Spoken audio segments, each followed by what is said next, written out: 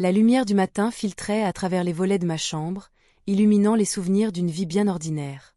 À 45 ans, je me retrouvais à un carrefour. Mes journées se succédaient, rythmées par le travail et les obligations familiales. Pourtant, quelque chose en moi se réveillait, une curiosité insatiable qui ne semblait pas vouloir se taire. Je me promenais souvent dans les ruelles du vieux Lyon, admirant l'architecture et la douceur de vivre qui émanait de cette ville. Les pavés résonnaient sous mes pas, comme un écho de mes pensées. C'est lors d'une de ces promenades que j'ai croisé le fils d'une amie. Il était là, assis sur un banc, plongé dans un livre. Je l'avais vu grandir, mais aujourd'hui, il était devenu un jeune homme charmant et captivant. Une étincelle d'attraction s'est allumée en moi, inattendue et troublante. Je savais que c'était mal. L'amitié avec sa mère pesait lourdement sur mes épaules. Mais cette tension entre nous était palpable. Je me suis forcé à détourner le regard et à poursuivre mon chemin le long des quais de la Saône. L'eau scintillait sous le soleil, mais mes pensées étaient obscurcies par la peur du jugement et des conséquences sur notre amitié. Que penserait-elle si elle savait? La culpabilité m'étouffait. Pourtant, chaque rencontre avec lui renforçait ce lien secret que je n'avais jamais voulu établir. Une semaine plus tard, lors d'un dîner chez mon ami, je sentis son regard sur moi. Il avait cette façon de sourire qui me faisait chavirer. La conversation allait bon train autour de la table lorsque nos yeux se croisèrent brièvement. Ce moment fut suffisant pour faire naître une vague d'émotion en moi. « Tu as toujours aimé lire ?» lui demandai-je timidement. « Oui, surtout pendant les vacances », répondit-il avec un sourire complice. Ce fut notre premier échange significatif depuis longtemps. Les mots avaient pris une tournure plus personnelle que prévu, ouvrant une porte que je n'aurais jamais dû franchir. Les jours suivants furent marqués par une lutte intérieure constante entre désir et loyauté. Chaque fois que je le voyais dans des réunions familiales ou des sorties entre amis, une partie de moi voulait l'approcher davantage tandis qu'une autre me poussait à reculer. Je savais qu'il ressentait aussi quelque chose. Ses regards insistants ne trompaient pas. Un événement imprévu bouleversa ma routine. La maladie soudaine d'un proche m'obligea à réfléchir sur ma vie et mes choix. J'étais assise seule dans un café local au bord de la Saône, perdue dans mes pensées lorsque j'aperçus son ombre s'approcher.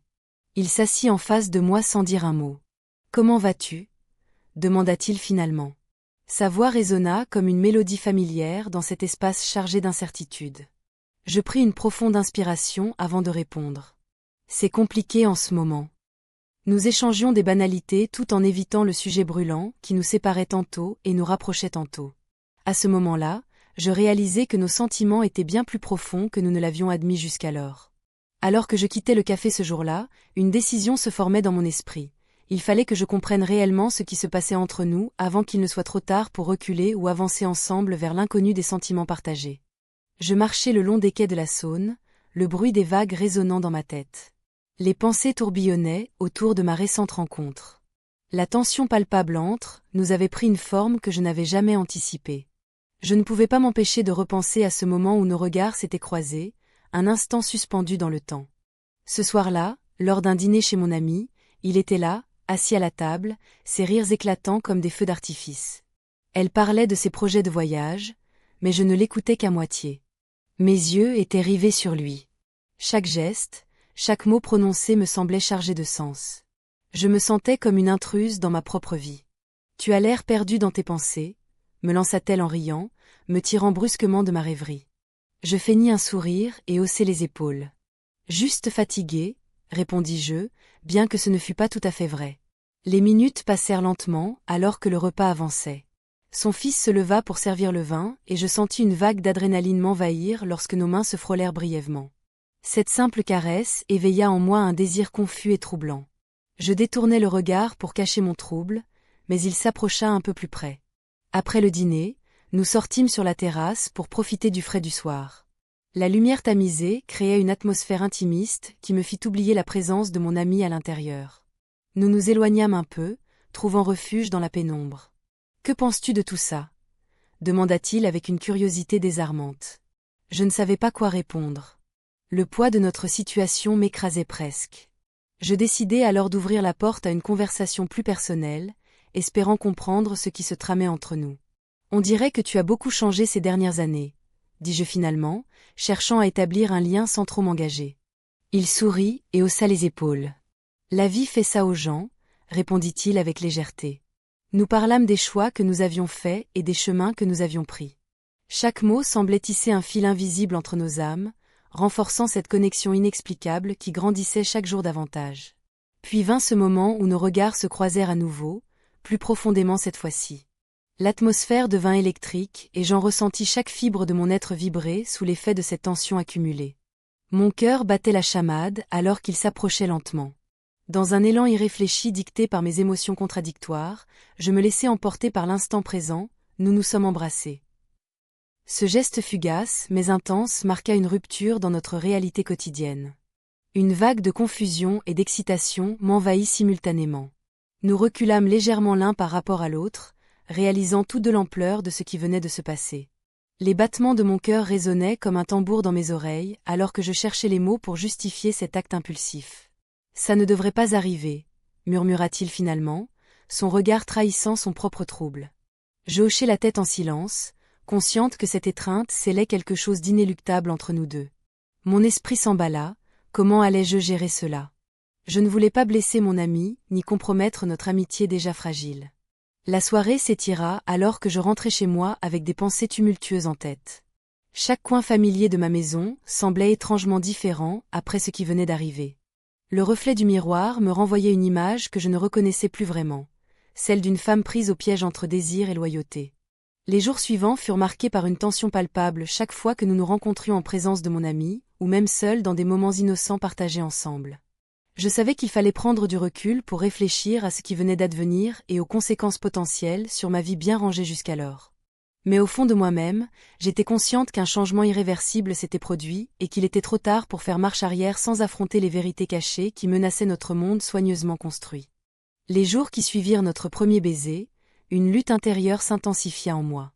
J'éprouvais une attraction dévorante, mais elle était accompagnée d'une angoisse sourde. Les moments passés ensemble, bien que furtifs, étaient teintés d'une intensité nouvelle. Chaque regard échangé me rappelait à quel point notre secret était fragile. Je redoutais chaque rencontre avec mon ami, craignant qu'elle ne perçoive la tension sous-jacente. Je flânais souvent dans les ruelles du Vieux-Lyon, cherchant à apaiser mes pensées. Les pavés historiques semblaient chuchoter des vérités que je n'osais pas affronter. Les cafés animés offraient un refuge temporaire, mais même là, mon esprit ne pouvait se défaire de cette dualité. D'un côté, la passion naissante pour ce jeune homme, de l'autre, la loyauté envers son ami. Un soir, alors que je m'asseyais à une table près de la Saône, il apparut soudainement. Son sourire réchauffa mon cœur et fit palpiter mon esprit tourmenté. Nous échangions des banalités au début, mais rapidement, l'atmosphère devint chargée de non-dits. Je sentais son regard sur moi avec une intensité qui me faisait frissonner. « Tu es belle ce soir », murmura-t-il d'une voix basse. Ce simple compliment provoqua un tumulte en moi. Nos lèvres se sont rencontrées dans un élan irrépressible de vulnérabilité et d'émotion pure. Ce baiser marqua un tournant décisif. Il scella notre secret tout en le complexifiant davantage. Après cet instant volé, je rentrai chez moi en proie à des pensées tumultueuses. J'avais franchi une limite que je n'avais jamais envisagée. La culpabilité m'étreignait alors que je réalisais que ce moment avait tissé entre nous un lien plus fort que je ne l'avais prévu. Un secret partagé nous unissait désormais dans une danse délicate entre désir et trahison. Les jours suivants furent marqués par des rencontres furtives dans des lieux discrets de la ville. Chaque rendez-vous devenait une évasion précieuse mais risquée. Je me perdais dans ses yeux et ses rires, mais la peur de blesser mon ami m'assaillait constamment. La crainte du jugement et des répercussions pesait lourd sur mes épaules. Un après-midi, nous nous retrouvâmes sur les quais de la Saône, loin des regards indiscrets. L'eau scintillait sous le soleil couchant, tandis que nos mains s'effleuraient timidement avant de s'entrelacer avec assurance. Ce moment était parfait, et pourtant si dangereux. Que faisons-nous vraiment? Lui demandai-je finalement, ma voix tremblante trahissant ma vulnérabilité.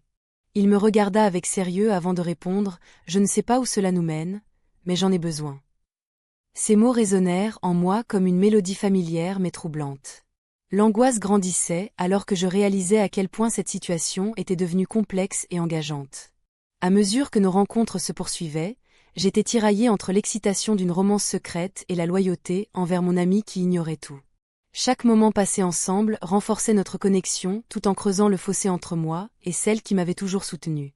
Un soir où nous étions réunis chez moi pour discuter calmement de notre situation délicate, Il évoqua l'idée d'une escapade loin de Lyon pour nous retrouver sans contrainte ni angoisse. Nous pourrions partir quelques jours. Juste toi et moi, proposa-t-il avec un sourire malicieux. L'idée me séduisit instantanément, mais éveilla aussi mes craintes les plus profondes. Était-ce vraiment possible? Serions-nous capables d'affronter les conséquences, si cela venait à se savoir? Alors que je réfléchissais à sa proposition audacieuse, le téléphone vibra sur la table à côté de nous. En voyant le nom affiché sur l'écran, mon cœur s'arrêta net. C'était elle, mon amie. Je pris une profonde inspiration avant d'appuyer sur le bouton pour répondre, consciente qu'un simple appel pouvait bouleverser tout ce que j'avais construit jusqu'ici. Je pris une profonde inspiration avant de répondre à l'appel. La voix de mon amie résonna dans l'appareil, pleine d'énergie et de joie. Elle parlait d'un projet de voyage, d'une réunion de famille imminente. Chaque mot était une piqûre, rappelant la vie ordinaire que je devrais mener, loin des secrets que j'avais tissés. « Ça fait longtemps qu'on ne s'est pas vu », lança-t-elle, insouciante. Je me forçai à sourire, mais mes pensées s'échappaient vers lui, le fils dont j'avais partagé la passion naissante. J'avais besoin d'un moment pour réfléchir à ce que nous étions devenus. Après avoir raccroché, je me tournai vers lui, cherchant des réponses dans ses yeux. Il semblait préoccupé aussi. « On ne peut pas continuer comme ça », murmura-t-il, son regard fuyant. La tension entre nous était palpable, et chaque seconde qui passait renforçait mes doutes. Nous décidâmes d'aller nous promener sur les quais de la Saône, là où l'eau calme reflétait notre agitation intérieure. Les lumières des quais scintillaient dans la nuit, créant un contraste avec l'obscurité qui enveloppait notre relation. Je marchais à ses côtés, mes pensées tourbillonnant autour de l'amitié et de la loyauté. Que ferions-nous si quelqu'un apprenait notre secret? Demandai-je finalement. Il s'arrêta et se tourna vers moi, son visage marqué par l'inquiétude. Je ne sais pas, avoua-t-il. Nous continuâmes à marcher en silence jusqu'à ce qu'il propose une idée audacieuse. Passer la nuit ensemble dans un endroit éloigné des regards indiscrets. L'idée me terrifiait et m'excitait en même temps. Je savais que cela pourrait renforcer notre lien ou tout détruire. Finalement, je cédai à sa proposition. Nous trouvâmes un petit appartement loué par un ami commun pour le week-end. C'était un endroit modeste mais accueillant, avec des murs peints en jaune pâle et une vue sur le fleuve. Une fois à l'intérieur, l'atmosphère se chargea d'une intensité nouvelle. Nous avons passé la nuit ensemble, enveloppés dans une bulle où le monde extérieur semblait disparaître. Nos rires résonnaient dans les murs, tandis que nos conversations devenaient plus profondes et plus personnelles. Chaque moment partagé renforçait notre connexion, tout en amplifiant mes angoisses. Au petit matin, alors que le soleil se levait lentement sur Lyon, je réalisais l'ampleur des conséquences potentielles de notre choix. Mon téléphone vibra sur la table. C'était un message de mon ami, demandant si tout allait bien entre nous deux. Le cœur serré par la culpabilité, je savais que je ne pouvais pas continuer ainsi sans affronter la réalité. Et si elle découvre tout? Dis-je finalement en brisant le silence pesant qui s'était installé entre nous après cette nuit partagée. Il baissa les yeux, visiblement troublé par ma question. Nous devons être prudents, répondit-il sans conviction. Alors que nous prenions notre petit déjeuner ensemble dans cet appartement temporaire, je ressentis une vague d'inquiétude m'envahir. Je pensais aux répercussions possibles sur mon amitié et sur ma vie si quelqu'un venait à découvrir notre secret. Soudainement, le bruit du verrou qui tourne retentit derrière nous, il y avait quelqu'un à la porte. Mon cœur s'emballa alors que je réalisais qu'une intrusion imprévue menaçait non seulement notre intimité, mais aussi tout ce que j'avais construit jusqu'ici. Je me levai rapidement pour ouvrir la porte avec une boule au ventre. Qui pouvait bien être là? Je tournai la poignée de la porte, le cœur battant la chamade. En ouvrant, je découvris une silhouette familière. C'était l'amie qui m'avait si souvent accueilli chez elle. La surprise et la peur se mélangèrent en moi. Elle me regarda avec un sourire, mais je pouvais lire l'inquiétude dans ses yeux. « Je ne savais pas que tu étais ici, » dit-elle, sa voix trahissant une curiosité mal placée. Je me forçai à sourire, tentant de masquer le tumulte intérieur. Je venais juste prendre un peu d'air. Elle hocha la tête, mais je sentis qu'elle ne me croyait pas entièrement. Le poids de notre secret pesait sur mes épaules comme une pierre. Chaque minute passée avec son fils devenait plus risquée, et maintenant cette intrusion menaçait de tout révéler. Nous échangions des banalités pendant que mon esprit s'emballait.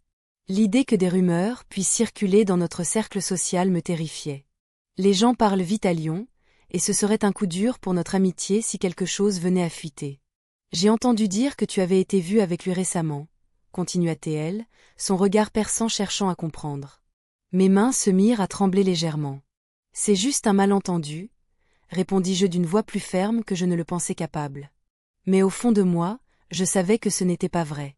Chaque moment passé ensemble avait tissé des fils invisibles entre nous, des liens impossibles à ignorer. Elle changea de sujet rapidement, mais je restai sur mes gardes, scrutant ses expressions faciales pour déceler le moindre indice de soupçon. Tout en parlant des banalités du quotidien, une pensée troublante m'effleura l'esprit. Et si elle savait vraiment? Et si elle avait perçu quelque chose dans notre comportement? Après quelques minutes d'échanges anodins, elle finit par prendre congé avec un sourire poli mais inquiet. « Prends soin de toi », ajouta-t-elle en sortant. Je refermai la porte derrière elle et m'appuyai contre le mur, le souffle court. La tension était palpable dans l'air devenu lourd autour de moi. Je ne pouvais pas continuer ainsi, cette situation devenait insoutenable. Les jours suivants furent marqués par un silence pesant entre nous deux. Les regards échangés lors des rencontres familiales étaient chargés d'une signification nouvelle et troublante. Chaque fois que nos yeux se croisaient, une tension électrique naissait entre nous. Puis vint le jour où tout bascula. Lors d'un dîner chez elle, j'observai son fils discuter joyeusement avec les autres invités. Un éclat de rire traversa l'espace comme une mélodie familière qui me réchauffait le cœur tout en provoquant une douleur sourde au creux de mon estomac. Soudainement, je remarquai quelque chose d'étrange dans son comportement. Il semblait distrait et préoccupé par quelque chose qui n'avait rien à voir avec notre relation secrète. Mon instinct me poussa à m'approcher discrètement pour comprendre ce qui se passait. « Tout va bien ?» murmurai-je en m'asseyant près de lui. Il tourna la tête vers moi et ses yeux trahirent une inquiétude profonde que je n'avais jamais vue auparavant. « J'ai découvert quelque chose. » Commença-t-il avant d'être interrompu par l'arrivée inattendue de mon ami, qui s'approchait avec un grand sourire sur le visage. Les mots restèrent bloqués dans sa gorge alors qu'il se redressait brusquement pour accueillir sa mère sans méfiance apparente. Je réalisai alors que ce qu'il avait à dire pouvait changer la donne pour nous deux. Le reste du dîner fut un mélange d'angoisse et de rire forcé tandis que je tentais désespérément de comprendre ce qu'il voulait partager avant qu'il ne soit trop tard. Chaque instant passé là-bas semblait prolonger ma torture intérieure.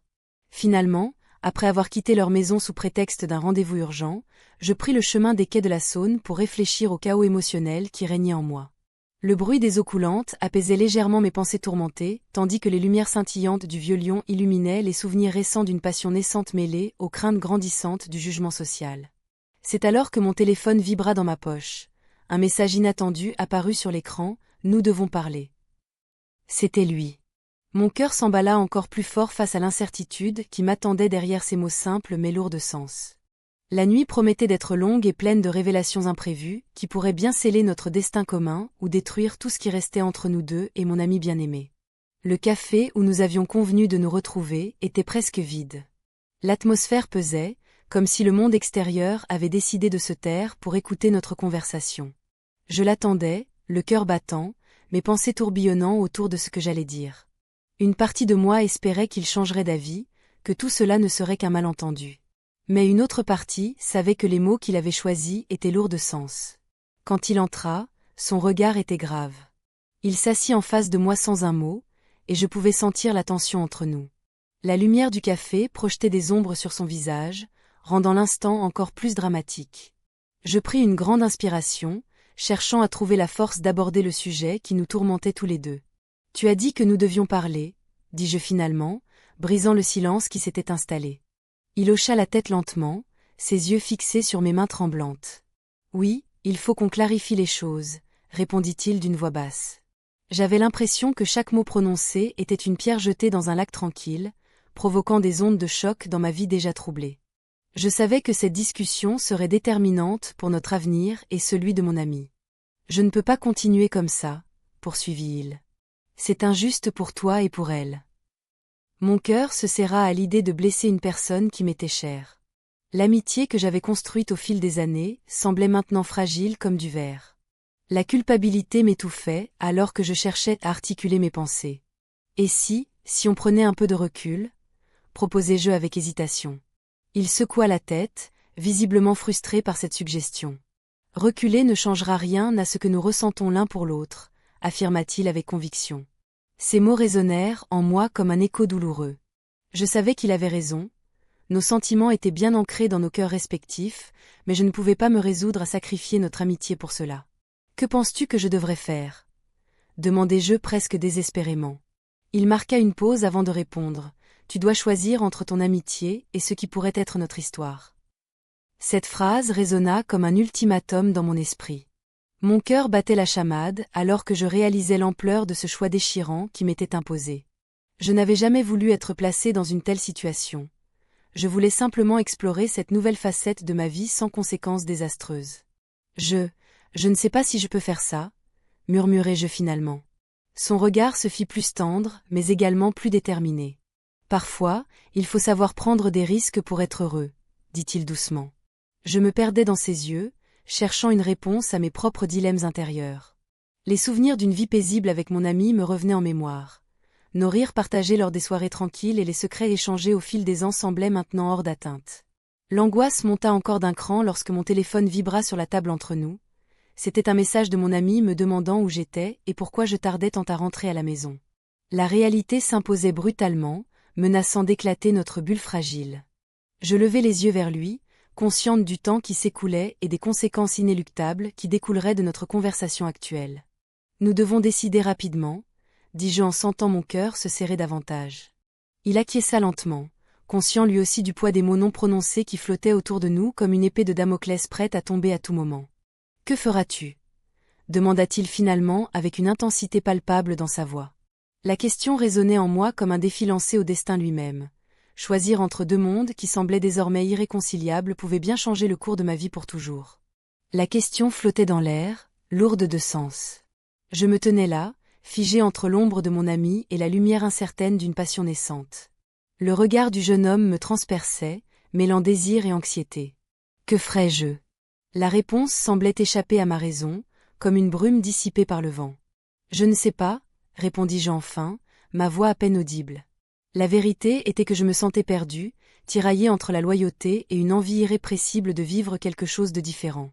Lyon, avec ses ruelles étroites et ses quais scintillant au crépuscule, devenait le théâtre d'un drame intérieur dont je ne voulais pas être l'héroïne. Nous marchâmes en silence le long des quais de la Saône, le clapotis de l'eau se mêlant au battement de mon cœur. Chaque pas résonnait comme un écho de mes hésitations. Les lumières des cafés illuminaient nos visages, mais je savais qu'elles ne pouvaient pas éclairer la complexité de mes sentiments. « Et si on prenait un café » proposa-t-il timidement. Cette simple invitation me fit frémir.